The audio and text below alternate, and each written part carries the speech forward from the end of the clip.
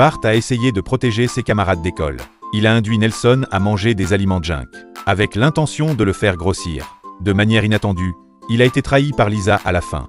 Ce jour-là était la journée de malchance pour les élèves. Après être descendu du bus scolaire, le directeur a annoncé qu'il fallait collecter les téléphones mobiles. Les enfants ont dû remettre leur téléphone sans résistance. Bart a jeté ses sous de poche à Willy et est passé sans problème devant le portique de contrôle. Plus tard, il a voulu récupérer ses sous de poche. Nelson a dit à Bart: « Je t'ai épargné la peine de remettre ton argent dans ta poche. » Nelson était posté à la porte et ne laissait l'argent d'aucun enfant n'est épargné. Bart détestait Nelson. Ce jour-là, l'enseignant a demandé aux élèves de regarder un film. Cependant, c'était un documentaire. Un homme à l'écran a dit: « Des milliers de personnes mangent des hamburgers de clown chaque jour.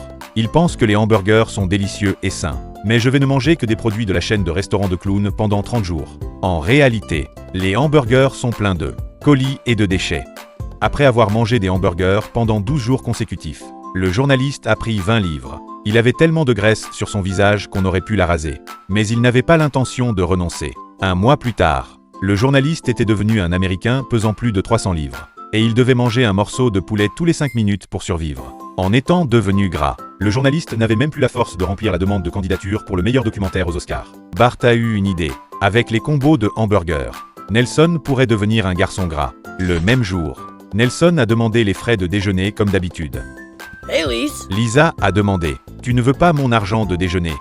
Nelson a répondu: « Je ne veux pas. » Enfin, les filles finiront par dépenser tout mon argent.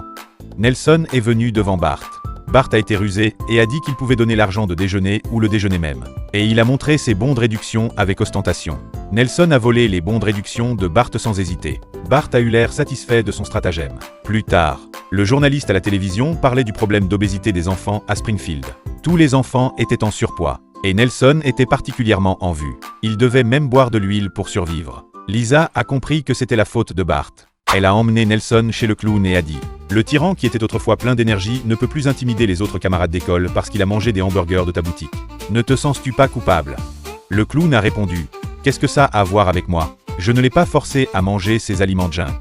Il y a aussi des yaourts et des salades des aliments sains sur la carte. » Lisa a douté que cela soit vrai.